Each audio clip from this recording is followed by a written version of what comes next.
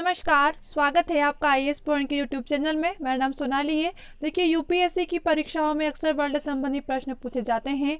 आप सभी ये बातें जानते हैं। मेरा सेक्शन आपका सिर्फ इम्पोर्टेंट प्रश्न का रहता है, जिसमें कुछ टॉपिक से आपके प्रश्नोत्तर मैं पूछती हूँ। अभी आज का जो हमारा टॉपिक रहेगा वह होगा भारतीय परिवहन व्यवस्था से संबंधित आपके प्रश्न होंगे, तो आपको वीडियो को लास्ट तक ज़रूर देखना है। यह क्लास हमारी 2 पार्ट में रही, क्योंकि ये थोड़ा इम्पोर्टेंट टॉपिक है, इसलिए थोड़ा ज़्यादा बड़ा हो जाएगा। तो आपको ये 2 क्लास में होगी, एक आज होगी, एक कल होगी। आज के सेक्शन में सिर्फ अपन डिटेल्स पढ़ेंगे, कल के क्वेश्चन में जो बाकी की डिटेल्स है वो पढ़ेंगे। इसके साथ साथ हम क्वेश्चन भी उसी सेक्शन में करेंगे, ठीक है। तो आपको वीडियो को लास्ट तक ज़रूर देखना है, ठीक है। चलिए शुरुआत करते हैं आज का जो हमारा टॉपिक है उसकी। तो देखो, टॉपिक हमारा क्या होगा, भारतीय परिवहन व्यवस्था, ठीक है।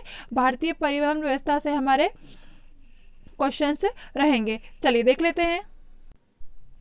देखिए, भारतीय परिवहन का अर्थ क्या होता है। देखो, परिवहन वह साधन है जिसके द्वारा वस्तुओं और मनुष्यों को एक दूसरे स्थान पर पहुंचाया जाता है। आप सभी चीज़ जानते हैं। फिर समय समय के साथ साथ भारत ने में काफ़ी उन्नति की है, मतलब कि परिवहन में, ठीक है। परिवहन में क्या काफ़ी उन्नति की है। परिवहन के मुख्य रूप भी बताए गए हैं। अब देखो कितने रूप है, तो परिवहन के जो रूप है वह 3 रूप है। आपको याद रखना है कौन कौन से 3 रूप है।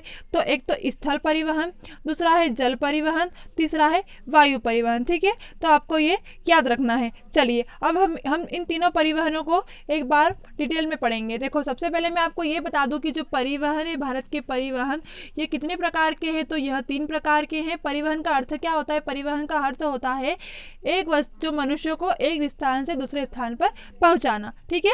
अब देखो, इसके बाद इसके जो मुख्य रूप है वह कितने हैं। तो इसके जो मुख्य रूप है वह 3 है। 3 कौन कौन से हैं। पहला है स्थल परिवहन, उसके बाद है जल परिवहन, फिर उसके बाद क्या है, वायु परिवहन। अब देखो, इन तीनों के बारे में हम डिटेल में पढ़ेंगे। चलिए अब देखो, स्थल परिवहन, देखो या थल परिवहन भी कहा जाता है इसे। तो मुख्य रूप से सड़क और रेल इसके अंतर्गत आते हैं। क्या आते हैं, कौन कौन से आते हैं। एक तो सड़क आ गया और रेल, ठीक है। ये क्या है, यह स्थल परिवहन है। अब देखो, सड़क के अंदर क्या आएगा, इसमें आएगा कि देख रेख के अनुसार सड़कों को 3 भागों में बांटा गया है। अब सड़कें भी 3 भागों में हो गई, किससे, एक तो जिला तथा गाँव जो सड़कें, इसकी देख रेख जिला करता है, ठीक है। जिला तथा जो गाँव की सड़क होती है उसका जो देख रेख है वह जिला करता है। राजमार्ग, अब राजमार्ग की जो देख रेख है वह कौन करता है। तो देखो, राजमार्ग की जो देख रेख है वह कौन करती है, राज्य सरकार, ठीक है। राज्य से मतलब कि राज्य सरकार। फिर हो गया राष्ट्रीय महामार्ग, मतलब कि सबसे बड़ा, तो सबसे बड़ा है तो कौन करेगा, भारत सरकार द्वारा।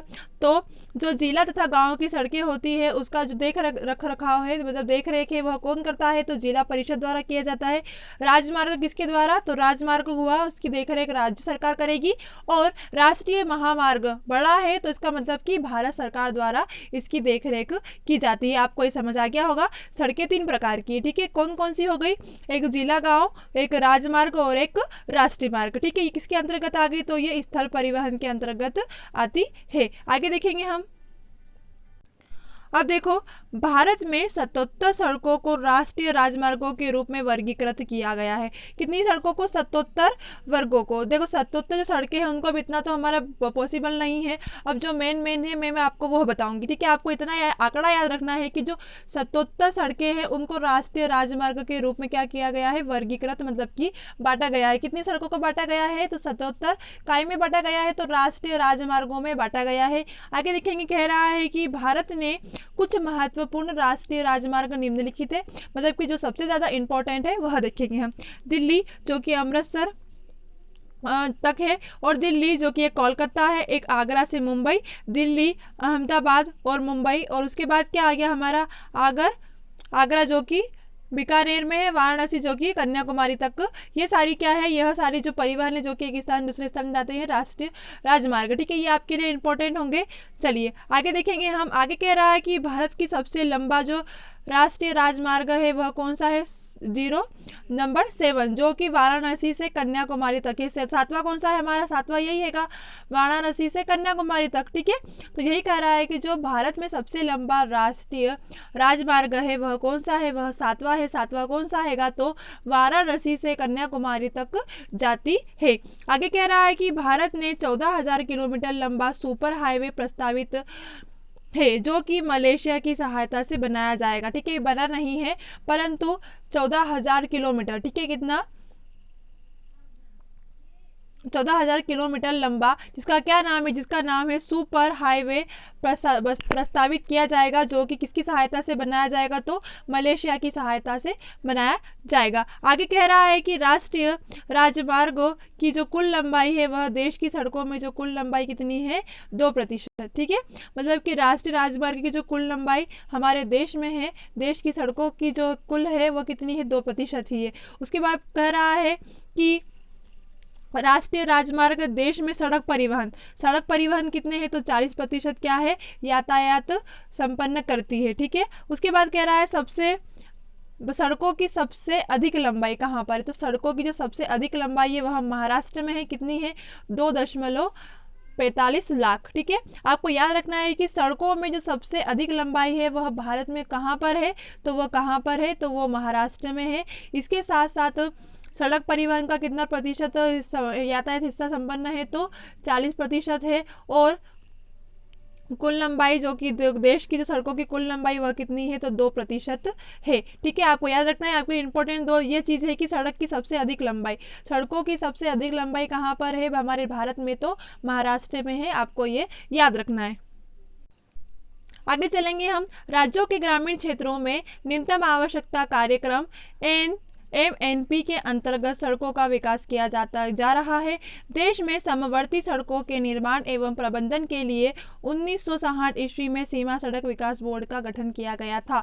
आपके लिए इम्पोर्टेंट है कि जो सीमा सड़क विकास बोर्ड है उसका गठन कब किया गया था, तो सीमा सड़क विकास बोर्ड का गठन 1960 ईस्वी में किया गया था। यह एक देश की समवर्ती सड़कों के निर्माण एवं प्रबंधन के लिए क्या है,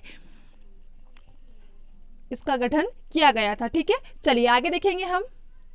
ये हमारा पहला पॉइंट खत्म हुआ। दूसरा पॉइंट हमारा क्या है, दूसरा पॉइंट है हमारा कि रेल परिवहन। अब रेल परिवहन, तो देखो जो भारतीय रेल का जो एशिया में प्रथम एवं विश्व में चौथा स्थान है। ठीक है, एशिया में क्या है, प्रथम स्थान है और विश्व का चौथा स्थान है। ठीक है, जो भारतीय रेल है इसमें बहुत कंफ्यूज होता है, भारतीय रेल का जो एशिया है उसमें क्या स्थान है, उसमें प्रथम स्थान मिला है, परंतु विश्व की दृष्टि से इसे क्या है, चौथा स्थान प्राप्त है। ठीक है, अब देखो भारत में पहली बार 16 अप्रैल 1853 ईस्वी को मुंबई से ठाणे तक रेल चलाई गई थी। ये टॉपिक आपके इंपॉर्टेंट, अक्सर परीक्षा में पूछा जाता है कि सबसे पहली ट्रेन कहाँ से, कब और कहाँ चलाई गई थी। तो सबसे जो पहली ट्रेन है वह कब चलाई गई थी, तो वह पहली बार 16 अप्रैल 1853 ईस्वी को मुंबई से ठाणे तक चलाई गई थी। आगे कह रहा है कि भारत में द्वितीय रेल कब चलाई गई थी। अब देखो पहली 53 में, तो दूसरी कब, 54 में, उसी के अगले साल।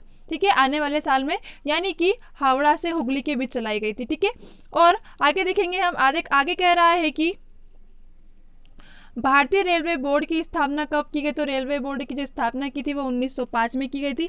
पहली बार चलाई गई थी वह कब थी, तो 16 अप्रैल 1853 में, कहाँ से, मुंबई से ठाणे तक। दूसरी बार कब चलाई गई थी, उसी के एक साल बाद 1854 में, जो कि हावड़ा से हुगली के बीच। ठीक है, हावड़ा से हुगली, हाँ याद रह जाएगा। उसके बाद है भारतीय रेलवे बोर्ड की स्थापना, तो यह कब की गई थी, 1905 में। ठीक है, यह भी प्रश्न आपके लिए इंपॉर्टेंट हो जाता है कि भारतीय रेलवे बोर्ड की जो स्थापना है वह कब की गई थी, तो वह कब की गई थी, तो 1905 में की गई थी। आगे कह रहा है कि भारतीय रेलवे बोर्ड का जो मुख्यालय वह कहाँ है, तो कहाँ पर है, दिल्ली में। ठीक है, भारतीय रेलवे बोर्ड का मुख्यालय दिल्ली में है। इसकी स्थापना 1905 में की गई थी। पहली ट्रेन चली थी 16 अप्रैल 1853 में मुंबई से ठाणे, दूसरी चली थी 1854 में हावड़ा से हुगली। और इसके बाद कह रहा है कि भारतीय रेलवे का जो राष्ट्रीयकरण है वह कब हुआ था, तो वह हुआ था आपका 1950 में। ठीक है, अब देखो स्थापना कब हुई थी,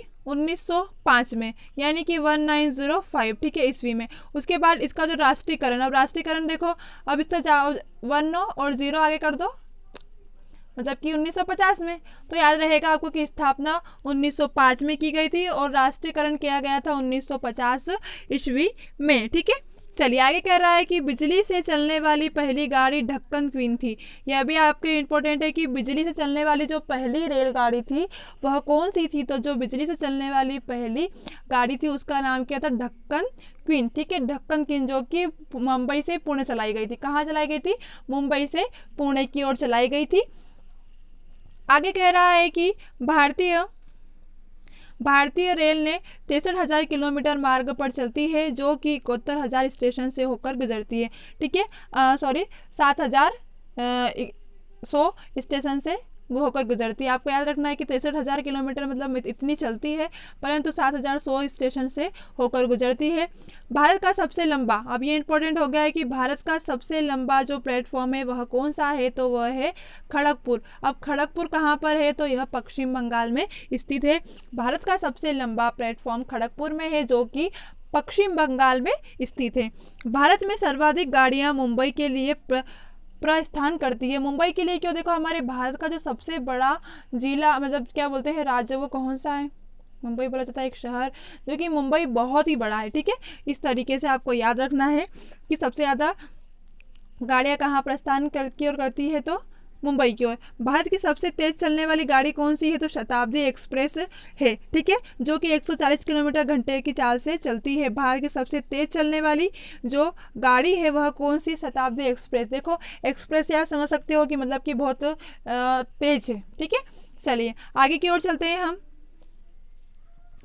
भारत में सबसे लंबी रेलवे सुरंग तो वह कौन सी है, तो वह है महकिल और खंडाला। ठीक है, अब यह महकिल और खंडाला के मध्य रेलवे के बीच में है। ठीक है, जो सबसे लंबी रेलवे सुरंग है वह कौन सी, तो वह कहाँ पर है, तो वह महकिल और खंडाला के मध्य रेलवे के बीच है। ठीक है, आगे कह रहा है कि भारत के सबसे बड़ा रेलवे यार्ड। ठीक है, अब सबसे बड़ा जो रेलवे यार्ड है वह कौन सा है, तो वह है मुगल सराय। ठीक है, सबसे बड़ा रेलवे यार्ड, आपको याद रखना सबसे बड़ा जो रेलवे यार्ड है भारत में वह कौन सा है, तो वह कौन सा है, मुगल सराय। मैंने आपको जो इंपॉर्टेंट प्रश्न है ना वही बताया, ज़्यादा डिटेल में पढ़ने की जरूरत नहीं है, तो सबसे ज़्यादा इंपॉर्टेंट है ना सिर्फ वही पढ़ाए हैं मैंने आपको। ठीक है, चलिए अब कह रहा है कि रेलवे स्टाफ कॉलेज कहाँ पर है, तो वह बड़ौदा में है।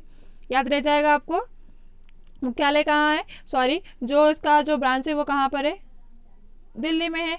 उसके बाद कॉलेज कहाँ पे हो गया, बड़ौदा में। हाँ, ये आपको याद रहेगा। स्थापना कब की गई थी, मैंने आपको बताया था 1905 में, और राष्ट्रीयकरण कब किया गया था, 1950 में। ठीक है, ये आपको दोनों चीज़ याद रखनी है। इसके साथ साथ इसका जो यार्ड है वह कहाँ पर है, तो वह है मुगल सराय में, और रेलवे स्टाफ जो कॉलेज है वह कहाँ पर है, बड़ौदा में। बड़ौदा कहाँ है, मध्य प्रदेश। ठीक है, चलिए आगे देखते हैं हम।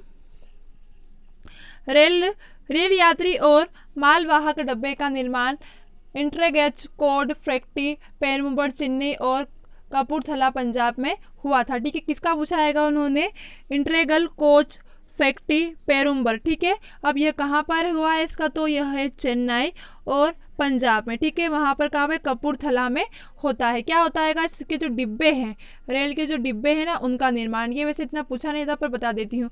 आगे देखेंगे हम, भारत में डीजल इंजन का जो निर्माण है वह डीजल लोकोमोटिव वर्क्स वाराणसी में स्थित है। कहाँ पर है, लोकोमोटिव जो वर्क्स है वह वाराणसी में स्थित है। भारत में विद्युत इंजन का जो निर्माण है वह किया गया था चित्रंजन लोकोमोटिव वर्क्स चित्रंजन में होता है। ठीक है, अब देखो दोनों चीज़ें यह वहीं पर हो गई है। उसके बाद पूछा है भारत में सबसे लंबी दूरी तय करने वाली गाड़ी कौन सी है, तो हिमसागर एक्सप्रेस है, यह सबसे लंबी दूरी तय करती है। ठीक है, जो कि जम्मू से कन्याकुमारी तक और 336 किलोमीटर दूर तय करती है। यह 7 राज्यों से होकर गुजरती है। आपको इतना याद रखना है कि जो भारत की सबसे लंबी दूरी तय करने वाली गाड़ी है वह हिमसागर है, जो कि 7 राज्यों से होकर गुजरती है। कहाँ से कहाँ तक जाती है, तो जम्मू से कन्याकुमारी तक जाती है। ठीक है, चलिए आगे देखते हैं हम। अब देखेंगे हम क्या पूछ रहा है, बोल रहा है हमसे कोंकण रेल परियोजना। ठीक है, अभी परिवहन तो है, इन पर भी कुछ परियोजनाएं हैं। अब देखो कि जो कोंकण रेल परियोजना है यह महाराष्ट्र, गोवा और कर्नाटक की संयुक्त परियोजना है। कोंकण रेल परियोजना के अंतर्गत मुंबई और मंगलोर जो कि 786 लंबी रेल लाइन बिछाई गई है। बड़ी लाइन कुल रेल मार्ग का 67% है। सबसे बड़ा रेलवे जोन उत्तरी रेलवे है। यह आपके इम्पोर्टेंट है कि सबसे बड़ा जो रेलवे जोन है, ठीक है, सबसे बड़ा रेलवे जोन वह कहाँ पर है, तो कौन सा है, तो वह उत्तरी रेलवे है, जिसके रेल मार्ग की लंबाई कितनी है, तो 1100 किलोमीटर है, ठीक है, 11,000 किलोमीटर है। आगे देखेंगे हम, आगे कह रहा है सबसे छोटा रेलवे जोन उत्तर पूर्व सीमांतर रेलवे है। सबसे बड़ा कौन सा बताया था मैंने, अभी आपको ही ऊपर बताया है सबसे बड़ा कौन सा है। सबसे बड़ा हमारा जो है वह है उत्तरी रेलवे, और सबसे छोटा कौन सा है, सबसे छोटा है उत्तरी पूर्वी, ठीक है। ये उत्तरी और ये उत्तरी पूर्वी है, जो कि सीमांत रेलवे है, जिसकी लंबाई 3,860 किलोमीटर है। इसके बाद कह रहा है कि भारतीय रेल 3 प्रकार की चौड़ी रेल पटरियों पर चला करती है, ठीक है। भारतीय रेल कितनी प्रकार की रेलवे पर चलती है, 3 प्रकार की रेलवे पे। अब कौन कौन सी है, अब देखो, बड़ी लाइन जो कि 1,676 मीटर, उसके बाद छोटी लाइन जो कि 1,000 मीटर, उसके बाद पूछा है सक्रिय लाइन जो कि 0.610 और 0.772 मीटर चलती है, ठीक है। इसके बाद देख लेंगे हम कि भारतीय रेल को सुचारू रूप से चलाने के लिए इसे मंडलों में बांट दिया गया, जिसका विवरण इस प्रकार है। अब देखो, रेल चलेगी तो उसका मंडल भी होंगे, तो इसे बांट दिया गया है। अब देखो कैसे, किस तरह से बांट दिया गया है। रेलवे मंडल, जिसका मुख्य देखो, जिसका जो मुख्यालय देखो उत्तरी रेलवे है वह नई, उसका जो मुख्यालय नई दिल्ली में है। दक्षिणी रेलवे का चेन्नई में है। पूर्वी रेलवे का जो मुख्यालय है वह कोलकाता में है। पश्चिमी रेलवे का जो मुख्यालय है वह मुंबई में है। मध्य रेलवे का जो मुख्यालय है वह भी मुंबई में है। पश्चिमी रेलवे और मध्य जो रेलवे है इन दोनों का मुंबई में है। दक्षिणी पूर्व रेलवे और इसके साथ साथ पूर्व रेलवे, ये दोनों का मुख्यालय भी कहाँ पर है, कोलकाता में है। फिर देख लेंगे हम कि दक्षिणी मध्य रेलवे तो सिकंदराबाद में है। पूर्वोत्तर रेलवे गोरखपुर में इसका मुख्यालय है। उत्तरी पूर्वी सीमांत रेलवे का जो मुख्यालय है वह है आपका मालीगांव, जो कि गुवाहाटी में है। उसके बाद कह रहा है कि उत्तर पश्चिम रेलवे तो यह जयपुर में है। पश्चिम मध्य रेलवे जो कि जबलपुर में है। पूर्व मध्य रेलवे का जो मुख्यालय वह है हाजीपुर में। पूर्वी तटवर्ती रेलवे भुवनेश्वर। दक्षिणी पूर्वी रेलवे का कहाँ पर है, बेंगलोर में है। और उत्तर मध्य जो रेलवे है यह इलाहाबाद में स्थित है। इस तरह से 15 है। अब देखो अगला हमारा क्या आ जाता है, अगला हमारा आ जाता है जल परिवहन। अभी हमने कौन सा पढ़ा था, तो अभी हमने स्थल परिवहन पढ़ा था, जो कि भूमि पर चलाए जाते हैं। उसके बाद हम अब जल की बारी आ गई। देखो जल परिवहन किसी भी देश का सबसे सस्ता यातायात प्रदान करने वाला साधन है, क्योंकि इसका निर्माण मार्गों का निर्माण नहीं करना पड़ता है, ठीक है। ये पानी में चला जाता है। अब ऐसा होता है कि देखो गाड़ी वगैरह इसके लिए रास्ते की ज़रूरत पड़ती है, बहुत सारे जो रास्ते भी चलते हैं उनमें बहुत ज़रूरतें होती है, ठीक है। परंतु ऐसा होता है कि जो जल परिवहन है ना, इसमें यह सबसे सस्ता यातायात प्रदान करने वाला साधन है, क्योंकि इसके निर्माण में मार्गों का निर्माण नहीं करना पड़ता है। यह केवल परिवहनों के साधनों से ही किया जाता है। अब देखो भारत के 2 प्रकार के जल परिवहन है। अब देखो कौन कौन से हैं, 2, एक आंतरिक और एक समुद्रिक, ठीक है। अब पूछेगा कि आपसे भारत में जल परिवहन कितने प्रकार के हैं, तो 2 प्रकार के हैं। अब 2 प्रकार के कौन कौन से हैं, पहला हो गया आपका आंतरिक परिवहन, दूसरा हो गया सामुद्रिक, जो कि समुद्र में। अब देखो आंतरिक परिवहन क्या होता है, आंतरिक जल मार्ग द्वारा देश के अंदर एक स्थान से दूसरे स्थान तक परिवहन कार्य करते हैं, ठीक है। मतलब कि जो कार्य होता है ना कि इस देश से उस देश सामान लेके जाना या उस देश से यहाँ पर लाना, ठीक है, उस तरीके के जो कार्य है वह क्या होते हैं, आंतरिक परिवहन।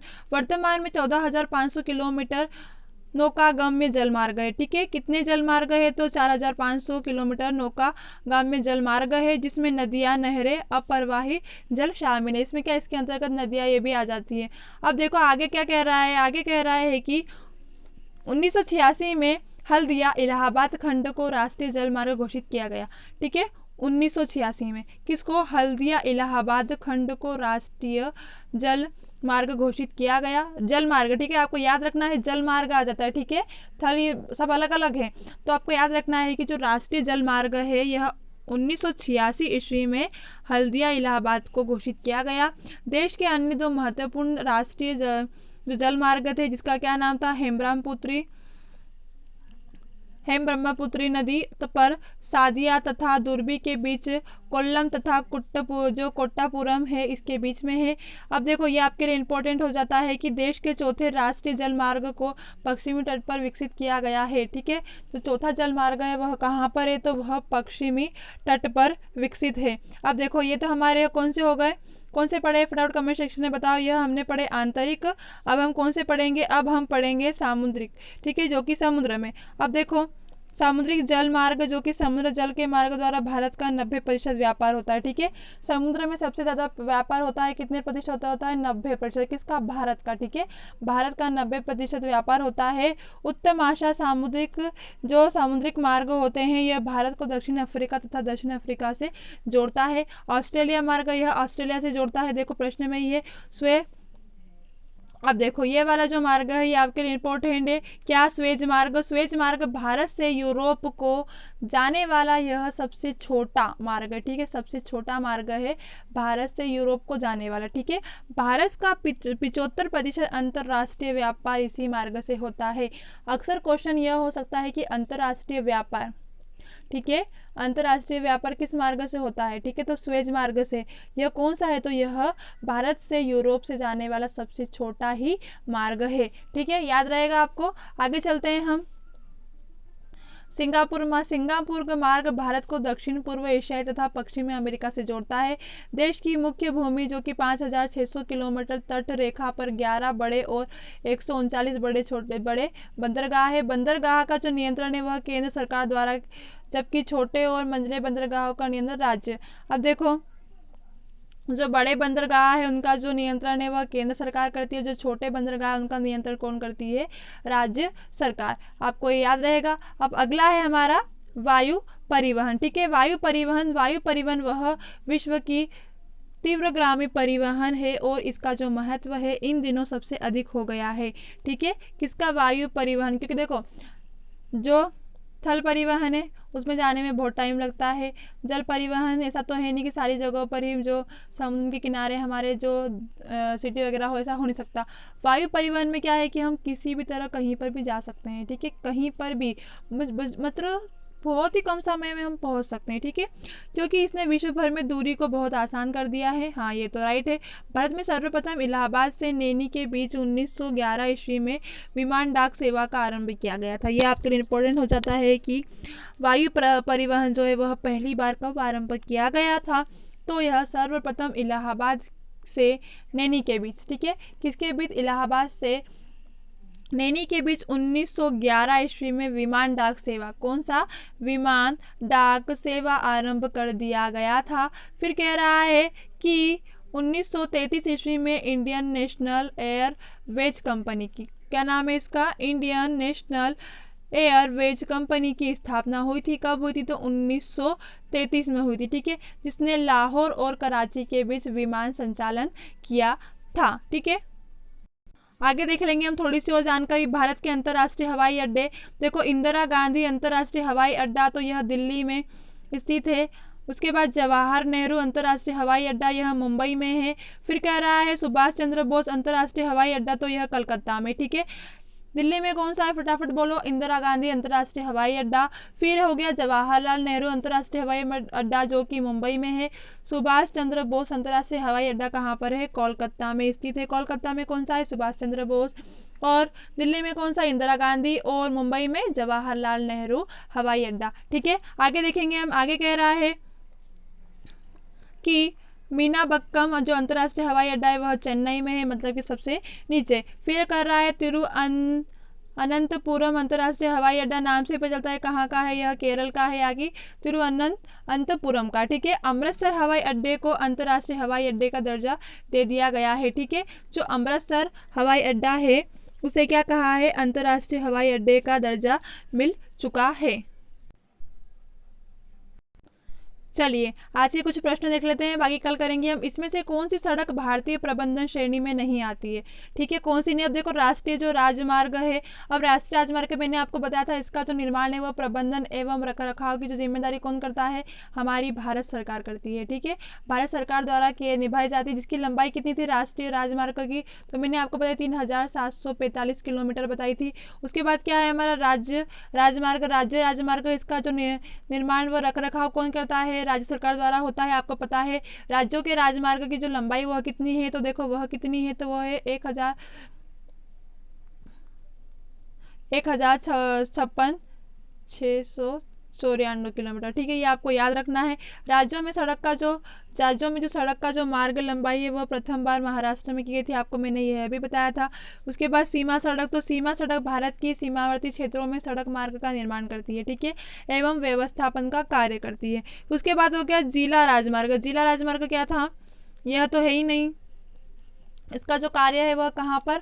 तो वह राज्य के अंतर्गत ही आ जाता है। ठीक है, परंतु इतना ये राज्य का, ये बाकी जो 3 है यह कौन है? तो यह क्या है? तो यह भारतीय प्रबंधन श्रेणी है। ठीक है, इन तीनों को भारतीय प्रबंधन श्रेणी में हिस्सा मिला हुआ है। किसको? राष्ट्रीय राजमार्ग को, राज्य राजमार्ग को और सीमा सड़कों को। ठीक है, परंतु जो जिला राजमार्ग है इसको भारतीय प्रबंधक की श्रेणी में नहीं मिला। इस तरह आपका ऑप्शन नंबर डी सही हो जाएगा। अगला प्रश्न है आपका, कौन सा संगठन सीमा सड़क का निर्माण प्रबंधन करता है? तो देखो क्या बोला है? सीमा सड़क का, तो कौन सा होगा फटाफट? सीमा सड़क विकास बोर्ड या राष्ट्रीय राजमार्ग या राज्य सरकार या रक्षा मंत्री? देखो अब जो सीमा सड़क होगा तो कौन करेगा इसका विकास? सीमा सड़क ही करेगा। ठीक है, अब देखो सीमा सड़क का जो संगठन वह भारत की सीमावर्ती देशों में सड़क मार्ग के निर्माण एवं व्यवस्थापन के कार्य के लिए किया जाता है, जैसा कि हमने अभी पढ़ा। अब देखो इसकी स्थापना कब की गई थी? मैंने आपको बताया था 1960 में इसकी स्थापना की गई थी। आपको याद रखना है किसकी? सीमा सड़क विकास बोर्ड की। इस तरह आपका ऑप्शन नंबर ए सही हो जाएगा। अगले प्रश्न की ओर चलते हैं। प्रश्न नंबर सी है, आपको क्या कह रहा है? मिलान कीजिए। अब देखो मिलान करने का कह रहा है तो क्या हो जाएगा? NH1 मैंने आपको बताया था, जो NH1 है वह कहाँ पर है? तो वह दिल्ली अमृतसर में है। और NH1A, ठीक है, अब 1A जो है वह कहाँ पर है? तो वह वाराणसी से कन्याकुमारी तक। ठीक है, यानी कि पहला तो आपका ये हो गया। उसके बाद ये कौन सा, सॉरी गलत हो गया है थोड़ा सा, एक बार और फिर से देख लेंगे हम। जो NH है वह कहाँ पर है? तो वह दिल्ली में है। उसके बाद आपसे पूछ रहा है कि NH1A, ठीक है, तो NH1A है वह कहाँ पर है? तो वो आगरा से मुंबई है। ठीक है, कहाँ से है? आगरा से मुंबई है। उसके बाद पूछ रहा है आपसे कि NH2, ठीक है, NH2 कहाँ पर है? तो NH जो 2 है वह कहाँ है? वाराणसी से कन्याकुमारी। और NH जो 7 है वह कहाँ पर है? तो वो जालंधर से उत्तरी। तो आपका सही क्या हो जाएगा? यह पहला हो गया आएगा, यह चौथा हो गया आएगा, यह दूसरा और यह तीसरा, यानी कि पहला चौथा दूसरा तीसरा। ठीक है, तो इस तरह आपका ऑप्शन कौन सा सही हो जाएगा? पहला चौथा दूसरा तीसरा, यानी कि ऑप्शन नंबर डी आपका सही हो जाएगा। ठीक है, चलिए अगले प्रश्न की ओर चलते हैं हम। अगला प्रश्न है हमारा कि निम्नलिखित में से कौन कौन राष्ट्रीय राजमार्ग सामूहिक रूप से ग्रांड ट्रंक रोड कहा जाता है? ठीक है, अब देखो इसको ध्यान से सुनना आप चौथे प्रश्न को। NH1 और NH2, ठीक है, NH2 या NH5, NH4 और NH1 या NH7 या NH1। ठीक है, हमसे क्या पूछा गया है? ग्रांड ट्रंक रोड जो रोड है वो किसे कहा जाता है? ठीक है, तो हम देखेंगे कि यह NH1 और NH2 को कहा जाता है। किसे? NH1 और NH2, यानी कि ऑप्शन नंबर ए आपका सही हो जाएगा। अब देखो NH1 है तो यह कहाँ से जाता है? तो मैंने आपको अभी बताया था कि यह पंजाब और हरियाणा से, कहाँ से जाता है? पंजाब हरियाणा से दिल्ली। ठीक है, कहाँ तक जाता है? दिल्ली तक जाता है, ये आपको याद रखना है। और NH जो 2 है, ठीक है, NH2 है, यह कहाँ से? आगरा से, ठीक है, आगरा तो मतलब कि दिल्ली से कहाँ तक जाता है? दिल्ली से आगरा, फिर कहाँ से? दिल्ली से आगरा तक जाता है। अब देखो इसे राष्ट्रीय राजमार्ग सामूहिक रूप से ग्रैंड ट्रंक रोड कहा जाता है। इस तरह आपका ऑप्शन नंबर ए सही हो जाएगा। अगला प्रश्न है आपका, निम्नलिखित में से किस राष्ट्रीय राजमार्ग को म्यांमार है उसकी जीवन रेखा कहा जाता है। ऑप्शन है आपके पास NH-37, NH-27, NH-29 या NH-39। ठीक है, अब देखेंगे इसका सही जवाब क्या होगा। इसका सही जवाब होगा वह होगा NH-39। कैसे होगा मैम, तो देखो राष्ट्रीय राजमार्ग 39 को भारत का एक राष्ट्रीय राजमार्ग है। यह उत्तर पूर्व में झांसी से मध्य प्रदेश से झारखंड में रांची तक लाया जाता है। अब इसकी लंबाई कितनी है, देखो NH-39 की तो यह है 894 किलोमीटर। ठीक है, ये आपको याद रखना है। चलिए आगे देखेंगे हम। आगे प्रश्न है आपका, निम्नलिखित में से विषम का पता लगाना है। Broad gauge, long gauge, circle gauge या मीटर गेज। ठीक है, इसका उत्तर आपको हमें कमेंट सेक्शन में बताना है। बाकी हम इसके आगे की क्लास कल करेंगे। ठीक है, आपके और प्रश्न बचे हुए और टॉपिक्स बचा हुआ है तो आगे का हम कल करेंगे, क्योंकि आज की क्लास काफ़ी बड़ी हो जाएगी इसलिए। ठीक है, तो आपको यह उत्तर आपको फटाफट हमें कमेंट सेक्शन में बताना है। चलिए मिलते हैं, तब तक के लिए बेस्ट ऑफ लक आपको। और आपको हमारा अगर वीडियो अच्छा लगा हो तो आप प्लीज़ हमें आंसर ज़रूर कमेंट कीजिए। ठीक है, चलिए धन्यवाद।